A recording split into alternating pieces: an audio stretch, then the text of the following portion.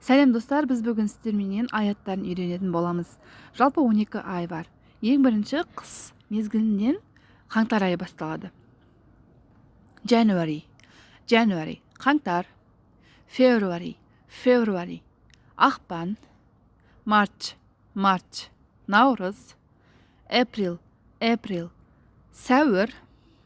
May, мамыр. June,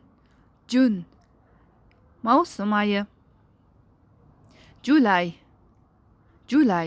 шілде айы. August, тамыз айы. September, қыркүйек айы.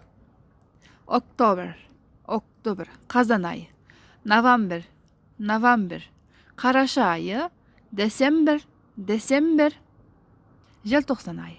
Осы бізде 12 аяттары бар. Сонымен қатар seasons, жыл мезгілдерін айта кететін болсақ, spring, көктем. Summer, жаз.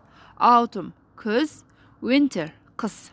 Ал айларды жылдарға бөлетін болсақ, міне өздеріңіз алдарыңызда көріп тұрғандарыңыздай, қыс мезгілі winterға December, January, February.